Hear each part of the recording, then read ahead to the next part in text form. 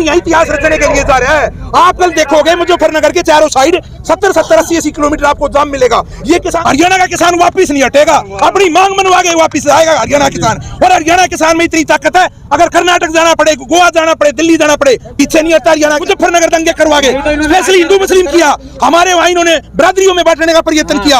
आज लोग इनकी चालों को समझे हैं, हम इनको बाहर का रास्ता दिखाएंगे जहां भी जाएंगे। ये तब उसमें नया होगा। किसान आज ये इतिहास रचने के लिए जा रहा है। ये विश्व की विशालतम पंचायत होगी। आज न केवल भारतवर्ष का किसान, पूरी दुनिया का किसान आज भारतवर्ष के किसान के पीछे है, क्योंकि जो भारतवर्ष का किसान है इसने अपनी आवाज उठानी शुरू की है।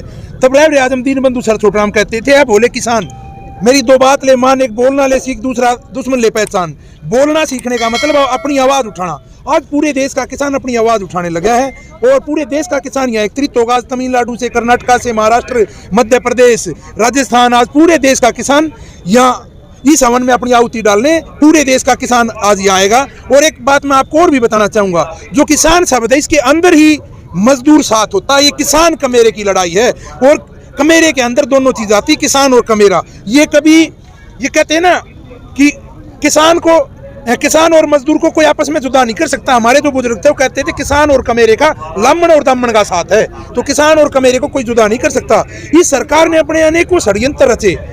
इसने छोटा बड़ा किसान करने के लिए षड्यंत्र रचे। इन्होंने जहाँ जात बरादरी थी वहाँ जात बरादरियों में बांटने का प्रयत्न किया। अपने उत्तर प्रदेश में हिंदू और मुस्लिम करने का इन्होंने बार बार प्रयत्न किया है। इन्होंने अभी मैं हरियाणा से हूँ, भारतीय किसान यूनियन महासचिव डम्पी पहलवान, तो मेरे को हरियाणा प्रदेश का पता है। वहाँ हिंदू सिख में हमारे को बांटना चाहते थे, लेकिन किसान आज इनके सभी षड्यंत्र फैल करके किसान आगे बढ़ता चल जा रहा है। कि जो किसान की महापंचायत हो रही है उसमें ज्यादातर सिख समुदाय के लोग आएंगे। क्यों सिख समुदाय के? हम सिख समुदाय से हैं। पूरा हरियाणा प्रदेश उठ के आने लग रहा है। मेरे एक गाँव से 20-20, 25-25 बस एक गाँव से आने लग रही है। सभी गाँव ने चंदा इकट्ठा करके गाँव वाइज ड्यूटी लगाई। हर गांव से 10-10, 15-15 बसें पूरे हरियाणा प्रदेश से आने लग रही हैं। इसमें पूरे देश का किसान आने लग रहा है। अभी आपने बोला दुश्मन पहचान ले, दुश्मन पहचान लिया आपने? दुश्मन पहचानने में हमारे दुश्मन पहचानने में हमारे से 2019 में और 2014 में हमारे से भूल हुई। हमने इन ताकतों के हावी किया। चौधरी चरण सिंह कहते थे कि किसी पे भी भरोसा, बल्कि उन्होंने कहा था हमारे से नाराज हो जाना, लेकिन इन पे भरोसा मत करना, क्योंकि उन लोगों को पता था ये ताकतें हावी होंगी तो किसान और मजदूर पे नुकसान पहुंचाएंगे। और सर छोटूराम ने भी कहा था। चौधरी साहब विकल्प क्या है बताइए ना? दुश्मन तो पहचान लिया, दोस्त कौन होगा? किसान कहाँ जाएगा? किसान अपनी मांगों आंदोलन करेगा, केवल सड़कों पे रहेगा। किसान क्या करेगा? तब तक उसकी मांगे पूरी नहीं होंगी। किसान क्या करेगा आप बताओ? अपनी आवाज उठाएगा किसान। अपने तीनों काले कानून निरस्त करा के आप किसके मजबूत करेंगे बताइए ना? किसान हम किसी के हाथ मजबूत नहीं करेंगे। हम खाली हमने बंगाल में भी यही नहीं मैं आपको बताना चाहता हूँ, हमने बंगाल में भी ये कहा था भाई बीजेपी को वोट मत करो, किसी को भी दो। हमने राजनीति नहीं करनी। बताइए ना किसान को क्या लाभ हुआ? किसान को क्या लाभ हुआ? किसान अपनी आवाज उठाने लग रहा है। किसान अपनी आवाज उठाएगा। क्या मिला बताइए ना? बंगाल के किसानों को भी सब कुछ मिलेगा, वो हमारे साथ आएंगे। चीजें बताइए क्या मिला? आप एक बात तो मिले तब ना, तब सेंटर में बदलाव होगा। नहीं बंगाल में तो सरकार बदल गई ना। सरकार बदल गई, बंगाल की सरकार के हाथ में नहीं है। बंगाल में किसान ने सरकार पलट दी, बंगाल में मिला क्यों नहीं? किसान की जीत हुई है, वो ममता की जीत नहीं, किसान की जीत है। परिवर्तन हुआ डम्पी पहलवान जी, व्यवस्था परिवर्तन कब होगा बताइए? व्यवस्था परिवर्तन भी होगा। किसान अपनी मांगों को लेकर लगा रहेगा, तब सेंटर में होगा, तब पूरे देश में व्यवस्था परिवर्तन होगा। इन्हीं किसानों ने चौधरी देवीलाल को काम उठाने का काम किया था। इन्हीं किसानों ने चौधरी चरण सिंह को काम उठाने का काम किया था। किसानों के दोस्त थे, वो किसानों के मित्र थे। हाँ, किसानों के हमदर्द थे। उन्होंने किसानों के लिए अनेकों कानून बनाए। सर छोटूराम ने 8 कानून बनाए जो किसान के हक में थे, और उनके मैं आपको फायदे गिनाता हूँ। जो मंडी व्यवस्था है सर छोटूराम की बनाई हुई है, इसलिए आज हम उनको पूछते हैं। ये मंडी व्यवस्था है सर छोटूराम की बनाई हुई है, और सर छोटूराम ने अनेकों कार्य किए थे। आज हम उनको पूछते हैं, ऐसे ही कोई और भी आएगा हमारे बीच में। उत्तर प्रदेश में क्या होगा? 19 मार्च के बाद यह चुनाव है। देखो सीधी राजनीति की बात कर रहा हूँ। व्यवस्था परिवर्तन किसान को चाहिए, बीजेपी को आंदोलन से कुछ नहीं होगा। हमने तो आंदोलन करना है। हम अराजनीतिक लोग हैं, हम आंदोलन के जरिए अपनी ताकत हासिल करेंगे। हम ये चाहते सरकार किसी की भी आए, लेकिन किसान की भागीदारी उसके बीच में। किसान से पूछ के किसान की फसल का दाम तय हो। ये नहीं बंद कमरों में बैठ के, ऐसी रूमों में बैठ के किसान के भाग्य का फैसला करे। किसान के मित्र कौन है यूपी में? किसान का कोई मित्र नहीं है। किसान तो 70 साल से पिसता आया है, लेकिन कभी भी किसान ने किसान आंदोलित हुआ तो उन सरकारों ने मानने का काम किया था। मनमोहन ने भी मान ली थी बात, राजीव गांधी जी ने भी मान ली थी बात, तब पहले बाबा महेंद्र सिंह टिकैत के टाइम पे।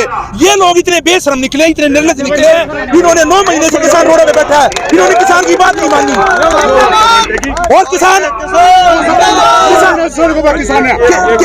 अन्नदाता है, किसान अन्नदाता ही देश का पेट भरने का काम करता है। सर छोटूराम जी कहते थे कि जो धरती का सीना चीर कर जो पूरे देश के दुनिया के लिए अनाज पैदा करता है उसको खाली पेट सोना पड़ता है। किसान अन्नदाता इसका भगवान का दर्जा है और इसको इस तरह आज हमारे 600 किसान शहीद हो गए। प्रधानमंत्री जी ने एक बार भी अपने मुंह से नहीं निकाला कि इनको हम श्रद्धांजलि देते हैं या कोई भी। अभी हमारा करनाल में किसान शहीद हुआ, उसके लिए कोई मुआवजे का प्रबंध नहीं, उसके बच्चों के लिए नौकरी का प्रबंध नहीं, किसान के लाठीचार्ज से ना पुलिस के लाठीचार्ज से किसान शहीद हुआ वहां पे। तो किसान तो आज अपनी मांगों को लेकर बैठा है, अपनी नस्ल और फसल को बचाने के लिए, अपनी फसल का वाजिब दाम लेने के लिए। और इस चीज का मैं आपको बताता हूं, जो आप कह रहे हैं ना क्या फायदा हुआ था किसानों के दोस्त थे। सर छोटूराम के कारण, चौधरी चरण सिंह के कारण आज हरियाणा और पंजाब में, सर छोटूराम के कारण आज हरियाणा और पंजाब में एमएसपी है। में नहीं झंडा रहने वाला है इस पंचायत का। किसान यहाँ इकट्ठा होगा, किसान यहाँ करोड़ों की संख्या में इकट्ठा होगा। ये विश्व की विशालतम पंचायत होगी, किसान यहाँ इतिहास रचने के लिए जा रहा है। आप कल देखोगे मुजफ्फरनगर के चारों साइड 70-70, 80-80 किलोमीटर आपको जाम मिलेगा। ये किसान अपनी एकजुटता परिचय देने जा रहा है। ये सरकार वाले लोग बार बार कह रहे थे कि किसान इकट्ठा नहीं है, एक प्रदेश का किसान इकट्ठा है।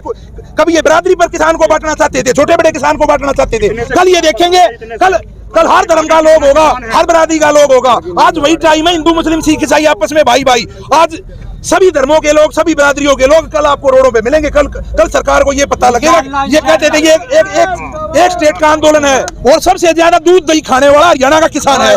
कितना भी अत्याचार हो जाए, हरियाणा का किसान वापिस नहीं हटेगा, अपनी मांग मनवा के वापिस आएगा हरियाणा किसान। और हरियाणा किसान में इतनी ताकत है, अगर कर्नाटक जाना पड़े, गोवा जाना पड़े, दिल्ली जाना पड़े, पीछे नहीं हटता हरियाणा किसान। हमने दूध दही खाया, हम अपनी फसलों के दाम तय करवा के तब दिल्ली से उठेंगे। हरियाणा किसान मजबूत है, हम एकजुट तो हुए, तब भाईचारा इकट्ठा होता, सारी चीजों में फैसले होते हैं। हम सब कुछ, सत्ता परिवर्तन भी होता, सब कुछ हो जाएगा, लेकिन हमारे को किसान की फसलों का दाम तय करना सबसे पहले। हरियाणा में भाईचारा नहीं था, अब हुआ है। नहीं था, इन लोगों ने खराब किया था। हरियाणा में भाईचारा था, इन्होंने उत्तर प्रदेश में मुजफ्फरनगर दंगे करवा के स्पेशली हिंदू मुस्लिम किया। हमारे वहां इन्होंने बिरादरियों में बांटने का प्रयत्न किया। आज लोग इनकी चालों को समझे हैं। हम इनको बाहर का रास्ता दिखाएंगे जहां भी जाएंगे। ये तब तक हमारी ये मांगे पूरी नहीं होती, तब तक हम इनके पैर नहीं टिकने दें कहीं भी, पूरे देश में भी। वही जाट मुसलमान आज मैं आपको बताना चाहता हूँ, अभी मैं रास्ते में आया, अपने मुस्लिम भाइयों के बीच में 2 घंटे बैठकर इतना अच्छा लग गया। उनके पास खाना खा के आए हैं। ये लोग तो भाईचारा बिगाड़ना चाहते थे, आज हमारा भाईचारा बन गया। तब आदमी का भाईचारा, आदमी संगठित होता है, सारी चीजें करता है। हम सबका भाग्य का फैसला करने वाला किसान है। इस देश की 90 करोड़ संख्या किसान और कमेरे की है। किसान और कमेरे के बगैर यह सरकार नहीं चलती।